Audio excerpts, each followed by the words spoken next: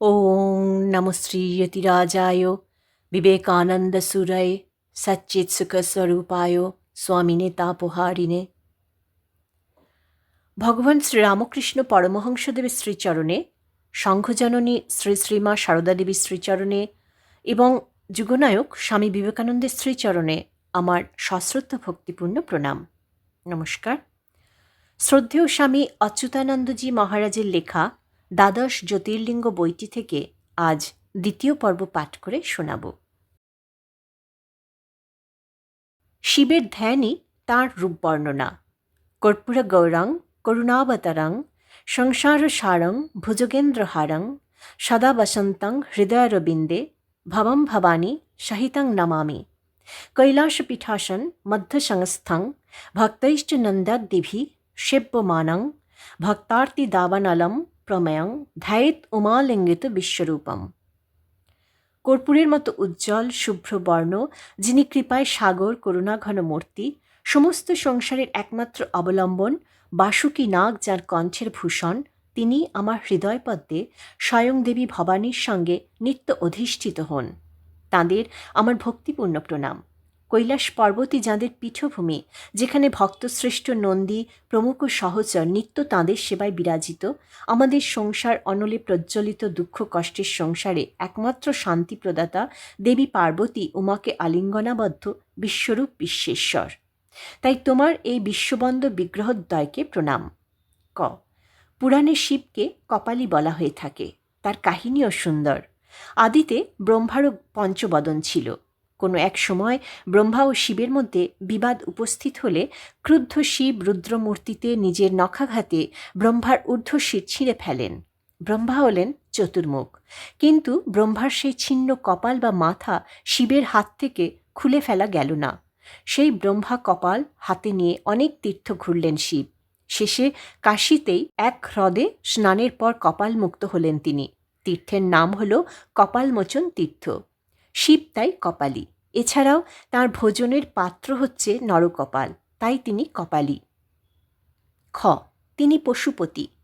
যারা সকলের অবজ্ঞার পাত্র, সেই পশুরাও তাঁর স্নেহভাজন, তাই বৃদ্ধ বৃষভ তাঁর বাহন। তীক্ষ্ণ বিষধর নাগকুল তাঁর সর্বাঙ্গের অলঙ্কার। ভূত প্রেত পিশাচ সকলের ঘৃণা ভীতির পাত্র তাঁর নিত্য সহচর। সকল জীবের চরম বিশ্রামের স্থান শ্মশানই তাঁর বিহার ক্ষেত্র। তিনি সৃষ্টি ছাড়া, তাই যা ফেলে গেছে নাই সে বেছে, ভালো মন্দ নাই হুঁশি। সমস্ত দেব ও মানবের পরিত্যক্ত বস্তুই তাঁর প্রিয়। পশুচর্মই তার বসন। গাছের বিকৃত ফল রুদ্রাক্ষই তার প্রিয় অলঙ্কার। শ্মশান চিতার ভস্যই তার গাত্রভূষণ। বহু প্রচলিত দেবতাদের ব্যবহৃত ঢাল তলোয়ার বল্লম তার অস্ত্র নয়, নূতন এক বিচিত্র অস্ত্র ত্রিশূল তাঁর হাতে আয়ুধ। তাঁর বাদ্যযন্ত্র অদ্ভুত, ডমরু শিঙা। তিনি কপর্দি জটাজুটোধারী, তৈলহীন রুক্ষ জটাজাল তাঁর শিরে শোভিত। অন্য কোনো পুরুষ দেবতাদের যা নেই, সেই ত্রিনয়নের তিনি একমাত্র অধিকারী। তাঁর শিরে চন্দ্রকলা আর জটাজালে আবদ্ধ স্বর্গবাড়ী দেবী গঙ্গার সুরধুনী, তাঁর সবই অদ্ভুত। কোমলে কঠোরে এক বিচিত্র দেবতার সৃষ্টি হয়েছিল ঋষিদের ধ্যান চিন্তায়। তাকে নিয়ে নানা পুরাণে নানা কাহিনী ভক্তদের মন শ্রদ্ধা, বিশ্বাস ও ভালোবাসায় ভরিয়ে দেয়। এর মধ্যে প্রথম তার উৎপত্তির কথা, বিশেষত লিঙ্গস্বরূপ জ্যোতির্লিঙ্গের সৃষ্টির কথা। একসময় ব্রহ্মা আর বিষ্ণুর মধ্যে কার ক্ষমতা বেশি, এই নিয়ে বিতর্ক বেঁধে যায়। ব্রহ্মার রজগুণের প্রাবল্য, তিনি জগতের ধাতা, প্রকৃতির প্রবর্তক। অতএব আমাকে তোমার মান্য করে কথা বলা উচিত, বিষ্ণুকে এই সব বলতে লাগলেন। উত্তরে বিষ্ণু বললেন, ভুল। আমারই অব্যয় অঙ্গ থেকে, নাভিপদ্ম থেকে তোমার সৃষ্টি আমারই ইচ্ছায়। তুমি বিশ্ব সৃষ্টি করছো, তাই আমাকে এই সব কথা বলা তোমার ঠিক নয়। তবে তুমি জানো না, আমারই মায়ায় তুমি সব ভুলে বসে আছো। তুমি ও বহু ব্রহ্মাণ্ড আমারই সৃষ্টি। এই বলে প্রলয়কালীন কারণ সলিলে তাঁরা দুজনে যুদ্ধ শুরু করলেন।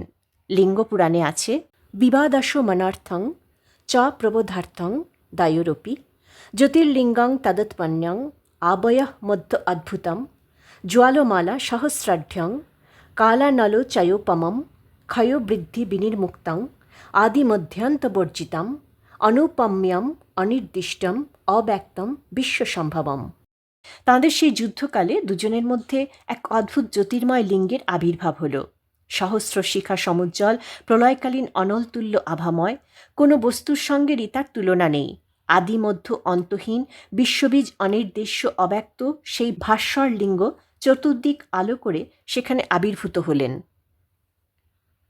বিষ্ণু ও ব্রহ্মা সেই অদৃষ্টপূর্ব জ্যোতির্ময় লিঙ্গাকার বস্তুটিকে দেখে বিমোহিত হয়ে তার উৎপত্তি সম্পর্কে আগ্রহী হলেন। ব্রহ্মা ঠিক করলেন তিনি তার হংস বিমানে এর ঊর্ধ্বদিকে খোঁজ নেবেন, আর বিষ্ণু ভাবলেন তিনি তার বরাহ অবতারের মূর্তিতে পাতালতলে এর নিম্নভাগ খুঁজে দেখবেন। দুজনে দীর্ঘ পরিশ্রম করেও এর আদি ও অন্ত খুঁজে পেলেন না। তখন সন্ত্রস্ত বিস্মিত হয়ে দুজনে মায়াময় এই অনবদ্য জ্যোতি বিগ্রহটির সামনে প্রণাম করে তার পরিচয় জানতে চাইলেন। সেই সময় তারা সেই বিগ্রহের ভেতর থেকে গুরুগম্ভীর স্বরে আদিস্বর নাদধ্বনি ওং ওং ওং শুনতে পেলেন, আর লিঙ্গের দক্ষিণ উত্তর ও মাঝখানে ওম শব্দত্রয় জ্যোতিরাকারে দর্শন করলেন। এই বর্ণত্রয়ই ওঙ্কার।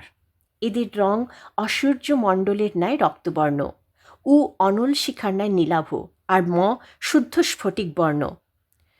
এই বর্ণাত্মক দেহ থেকেই ধীরে ধীরে প্রকাশিত হলেন জ্যোতির্ঘনকায় এক অপূর্ব মূর্তি। পঞ্চবক্ত্রং দশভুজং কর্পূরগৌরকং মুনে নানাকান্তি সমায়ুক্তং নানাভরণ সংযুতম মহাদেবং মহাবীর্যং মহাপুরুষ লক্ষণম। অপূর্ব দিব্যকান্তি সেই আদিদেবকে দর্শন করে পুলকিত চিত্তে ব্রহ্মা বিষ্ণু বৈদিক মন্ত্রে তাঁকে স্তব করতে লাগলেন। বৃষা কপায়ে সর্বায় কর্তে হর্তে নমো নমঃ, শিবায় শিবরূপায় ব্যাপিনে বোমরূপিণে, নমো নিধিনাথ পতয়ে লিঙ্গিনে, সিদ্ধরূপিণে তেজসে তেজসাং ভর্তে নমস্তে সর্বরূপিণে। দেবতাদের স্তবে প্রসন্ন সেই লিঙ্গের ওপর দিব্য শব্দময় শিবতনু ধারণ করে বিরাজ করতে লাগলেন। এইভাবেই স্বর্গে ও মর্তে লিঙ্গ সৃষ্টি হল ও দেবতাদয়ের দ্বারাই তিনি প্রথম স্তুত ও পূজিত হলেন। আজকাল আমরা যে লিঙ্গমূর্তি দেখি তা বিরাটের ক্ষুদ্র প্রতীক মাত্র। শাস্ত্রে বলা হচ্ছে লিঙ্গবেদী মহাবেদী লিঙ্গ সাক্ষাৎ মহেশ্বর, যত্র বিশ্বং লীনং গময়তি স লিঙ্গ। সমস্ত জগতই এই লিঙ্গ মধ্যে বিলীন হয়ে যায় প্রলয়কালে। আবার এও বলা হয় তন্ত্রে আকাশং লিঙ্গ মিত্যাহ পৃথিবী তস্য পীঠিকা। আকাশে লিঙ্গ আর পৃথিবী তার জনিপীঠ। এর সুন্দর তত্ত্বময় ব্যাখ্যা আছে, কিন্তু সময়াভাবে সে কথায় যাচ্ছি না। শিব স্বয়ং বিষ্ণুকে সেদিন বলেছিলেন পূজিত লিঙ্গ রূপেস্মিন প্রসন্ন বিবিধং ফলম দাস্যামি সর্বলোকেভ্য মনঃভীষ্ট নয়ন কেশ যদা দুঃখ ভবৎ তত্র পূজিতে সর্বদুঃখ নাশনম। আমার এই লিঙ্গমূর্তিতে পূজায় প্রসন্ন হয়ে আমি আমার ভক্তদের তাদের মনের ইচ্ছামতো সর্বফল দান করি, সমস্ত দুঃখ দূর করি। এই শিবমূর্তিতে আবির্ভূত নানা পুরাণে অনেক লীলা তাঁর, আপনি তো তা জানেন, তাই বিস্তারিতভাবে যাচ্ছি না, শুধুমাত্র স্মরণ করছি সংক্ষেপে। তাঁর বিখ্যাত লীলা দক্ষযজ্ঞ নাশ। সেখানে এই সত্যটি প্রমাণের উদ্দেশ্য ছিল অহংকার জীবের পতনের মূল। দক্ষ অহংকারী, তার অহং নাশ করা। যে মুখে শিবনিন্দা সেই মুখ নষ্ট করে সেটি ছাগমুণ্ড করা হলো। আর সতীর সতীত্বের মহিমা প্রতিষ্ঠাও ওই দক্ষযজ্ঞ নাশের অন্যতম কারণ। স্বয়ং মহাদেব শক্তির অধীন, তিনি শক্তির অবমাননা সহ্য করেন না, তাই জগতে দেখাবার জন্য মহাপ্রতাপশালী দম্ভ অহংকৃত দক্ষকে বিনাশ করলেন, আর তাঁর অর্ধাঙ্গিনী দেবী সতীর পুতদেহ কাঁধে নিয়ে বিষ্ণুচক্রের সাহায্যে সেগুলির খণ্ডিত অংশে 51 পীঠের সৃষ্টি করলেন জগতে পতিভক্তির সতীত্বের মহিমা প্রতিষ্ঠার জন্য। এরপরে ত্রিপুরারি নামের কথাও জানেন। অসুরদের হাত থেকে স্বর্গকে রক্ষা করবার জন্য ত্রিপুরাসুরের 3 ছেলের স্বর্গ মর্ত পাতালের 3 ধাতুতে নির্মিত 3টি প্রাসাদ মহাদেব এক বাণে ধ্বংস করেছিলেন। অবশ্য এই বাণ মারার ব্যাপারে মা আদ্যাশক্তি তাঁর বাণে ভর করেছিলেন দেবী সূক্তের মতে। তিনি বলেছিলেন অহং রুদ্রায় ধনুরাতনমি। তখন শিব এক বাণে পুরত্রয়ং বিরূপাক্ষং তৎক্ষণাৎ ভস্মসাৎ কৃতম। অগ্নিবাণে রুদ্ররূপী ত্রিপুর দহন করে ত্রিপুরারি নাম পেলেন। তার আরেক কীর্তি মদন দহন। সেই কার্তিকের জন্ম প্রয়োজনে পার্বতীর তপস্যাকালে মদন যখন তপস্বিনী পার্বতীর প্রতি মোহ সৃষ্টির উদ্দেশ্যে যোগীশ্বর শিবকে মদনজরে জ্বালাতন করেছিলেন, তখন যোগবিঘ্ন সৃষ্টিকারী মদনকে তাঁর তৃতীয় নেত্রের নির্গত বহ্নিতে দগ্ধ করেন। তারপরে অবশ্য তিনি পার্বতীর প্রতি প্রসন্ন হয়ে তাকে বিয়ে করেন ও কার্তিকের বিচিত্রভাবে জন্ম হয়। কার্তিক শিবপুত্র, কিন্তু পার্বতীর গর্ভজাত সন্তান নন।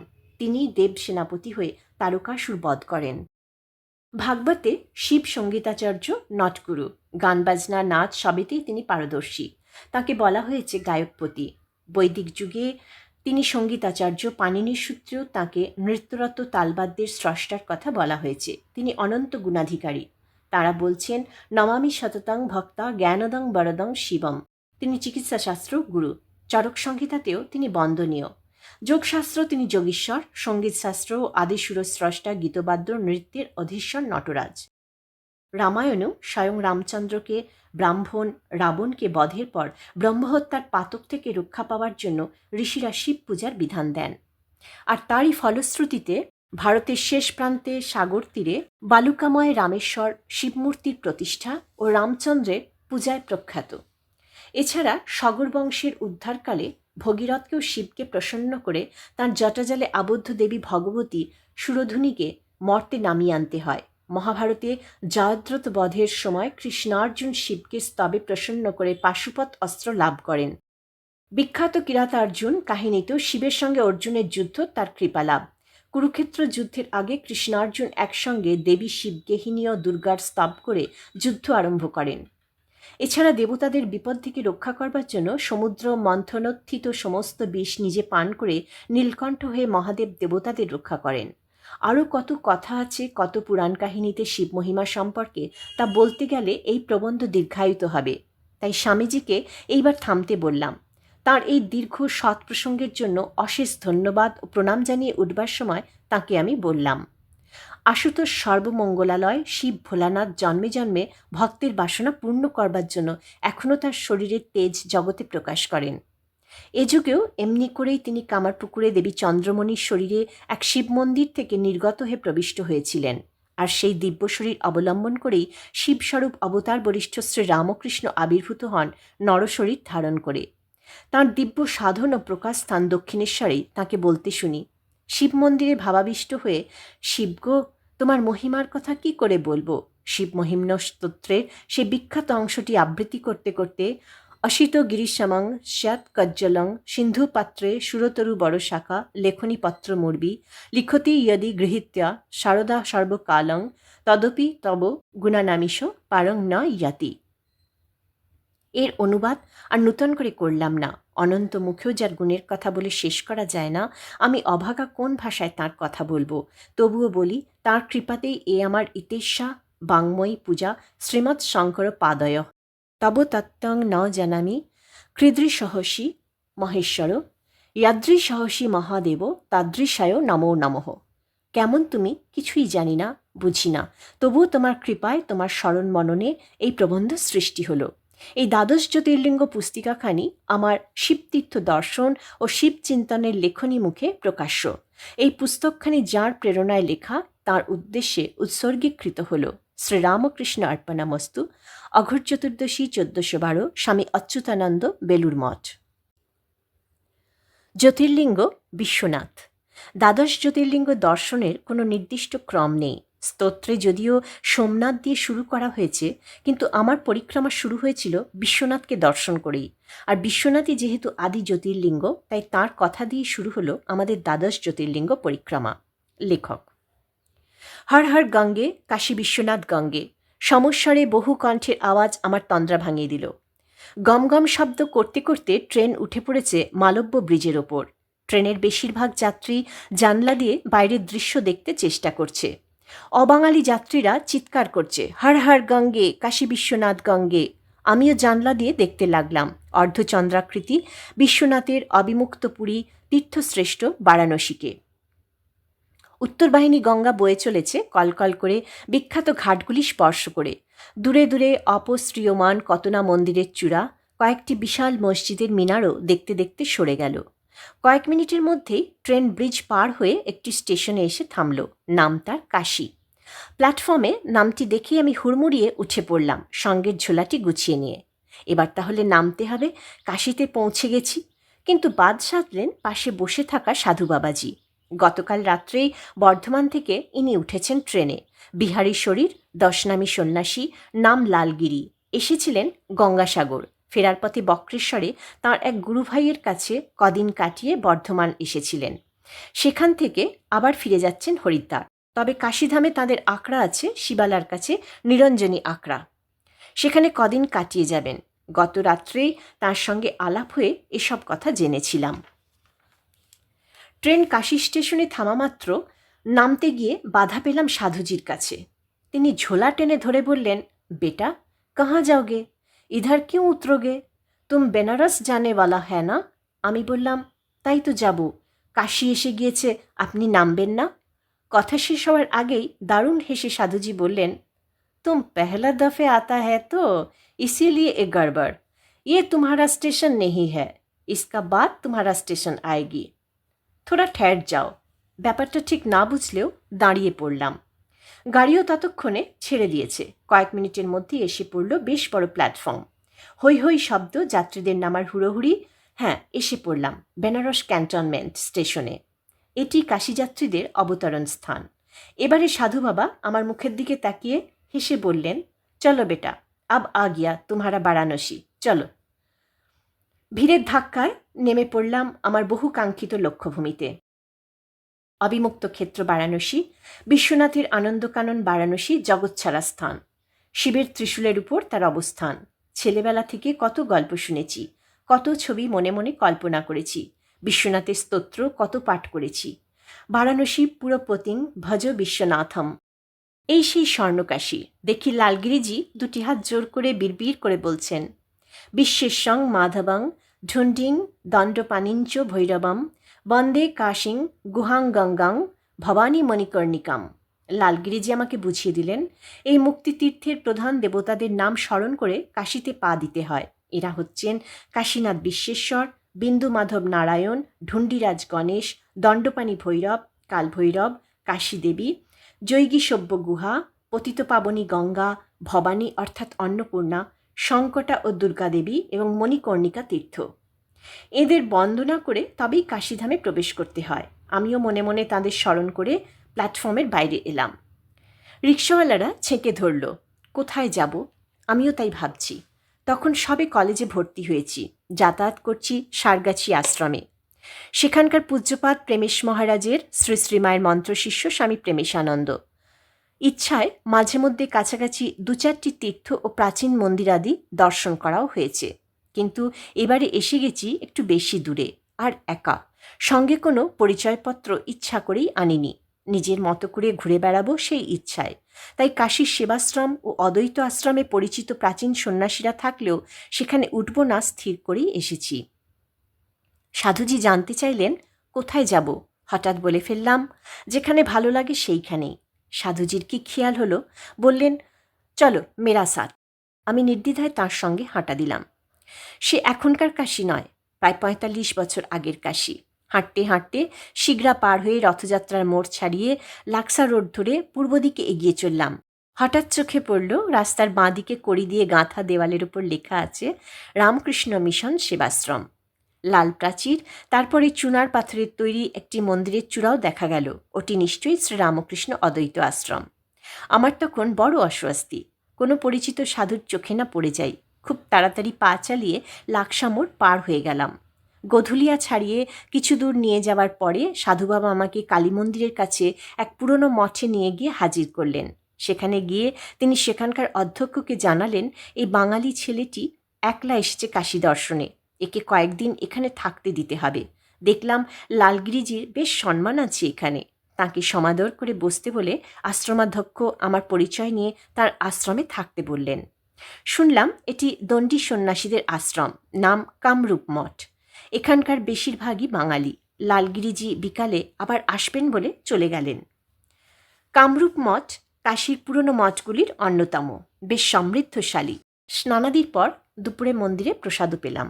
থাকার জন্য একটি ছোট্ট ঘর, একটি তক্তপোষ ও 2টি কম্বল পাওয়া গেল। শুনলাম এখানে কিছু বিদ্যার্থী থাকে। তারা স্থানীয় সংস্কৃত চতুষ্পাটিতে সংস্কৃত পড়ে। বেশিরভাগই নেপালি ও গাড়োয়ালি গরিব ঘরের ছেলে। আমার থাকার ব্যবস্থা হলো তাদের মাঝেই। 7-8 জন ছেলে। দুপুরে খাওয়ার পরে তারা তাদের চতুষ্পাটিতে চলে গেলে আমি ঘরে একা হয়ে গেলাম। একটু বিশ্রাম নিয়ে রাত্রি জাগরণের ক্লান্তি কাটিয়ে আমার ঝুলি থেকে বের করলাম সঙ্গে আনা কাশিখণ্ড। পূজনীয় প্রেমেশ মহারাজ বলেছিলেন, যখন কোনো তীর্থস্থানে যাবে তখন সেখানকার সব কাহিনী ভালো করে জেনে শুনে যাবে, তাতে তীর্থ দর্শনের আনন্দ আরও বেশি পাবে। সবে 2-1 পাতা পড়েছি, এমন সময় দরজায় শব্দ আর তার সঙ্গে মিষ্টি কণ্ঠস্বর। কয় বেটা, अभी तक सो रहा है? চলো আজ শ্রী বিশ্বনাথ অন্নপূর্ণা মাইকো দর্শন করলো বলেই লালগিরিজি ঘরে ঢুকে আমাকে পড়তে দেখে জিজ্ঞাসা করলেন, ও কনসা কিতাব? আমি বললাম, কাশিখণ্ড। সঙ্গে সঙ্গে বৃদ্ধ তাপস হাত জোর করে প্রণাম করে বললেন, বহুত বড়িয়া, তব তো তুম সব কুছ জানবুঝ করকে আয়া। আমি বললাম, না মহারাজ, এই সবে আরম্ভ করলাম। তবে আপনি এতদিন এদেশে আছেন, আপনি যদি নিজেই বলেন এখানকার তীর্থের কথা, তাহলে এখন বই বন্ধ করলাম। শোনা মাত্র ছোট্ট শিশুর মতো হেসে লালগিরিজি বললেন, मैंने काशीखंड स्कंद पुराण से पाठ किया मेरा बचपन में, उसके बाद बहुत सुना बहुत संत लोगों का पास, अभी चलो बाद में तुम वो किताब पाठ करके देख लेंगे। আমি কাশীখণ্ডকে প্রণাম করে পথে বেরিয়ে এলাম লালগিরিজির সঙ্গে। কামরূপ মঠের বাইরে বাঙালি পুরনো কালী মন্দিরে দেবী দক্ষিণাকালীকে প্রণাম করে দশাশ্বমেধ রোড ধরে একটু পশ্চিম দিকে গিয়ে উত্তরে বিখ্যাত বিশ্বনাথের গলির মধ্যে প্রবেশ করলাম। আজ এই পর্যন্ত। আশা করি আজকের এই পাঠ আপনাদের সবার ভালো লেগে থাকবে। মায়ের কৃপায় আপনারা সবাই ভালো থাকবেন, সুস্থ থাকবেন, আনন্দে থাকবেন। ওম শান্তি শান্তি শান্তি। হরি ওম তৎসৎ। শ্রীরামকৃষ্ণ অর্পণমস্তু।